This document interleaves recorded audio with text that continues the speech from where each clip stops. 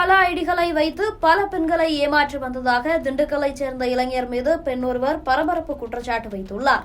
சென்னை பெருங்குளத்தைச் சேர்ந்த அகிலா என்ற பெண் தனியார் அழகு கலை நிலையத்தில் வேலை பார்த்து வந்துள்ளார். அதேபோல திண்டுக்கல் நத்தம்புதூர் பகுதியைச் சேர்ந்த மருதப்புலி மகன் ராஜ்குமார் சென்னையில் வசித்து வந்துள்ளார். ராஜ்குமாருக்கும் அகிலாவிற்கும் இன்ஸ்டாகிராம் மூலம் பழக்கம் ஏற்பட்டுள்ளது. நாளடைவில் இது காதலாக மாறியுள்ளது.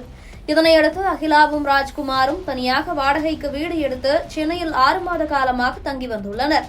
இந்த நிலையில் கடந்த சில மாதங்களுக்கு முன்பு ராஜ்குமார் அகிலாவுடன் இன்ஸ்டாகிராமில் பழகியது போல பல ஐடிகளை உருவாக்கி பல பெண்களுடன் பேசி ஏமாற்றி வந்தது அகிலாவுக்கு தெரிய வந்துள்ளது.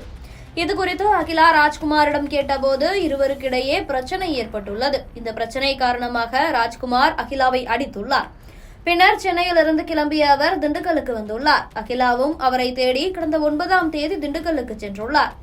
ராஜ்குமார் வீட்டிற்கு சென்று கேட்டபோது அவரது தந்தை சில நண்பர்களுடன் சேர்ந்து அகிலாவை அங்கிருந்து துரத்தி அடித்துள்ளார். இதனால் 181 என்ற சமூக நலத்துறை எண்ணை தொடர்பு கொண்டதன் மூலம் அவர்கள் அகிலாவை மீட்டு திண்டுக்கல் மருத்துவக் கல்லூரி மருத்துவமனையில் உள்ள மையத்தில் தங்க வைத்தனர்.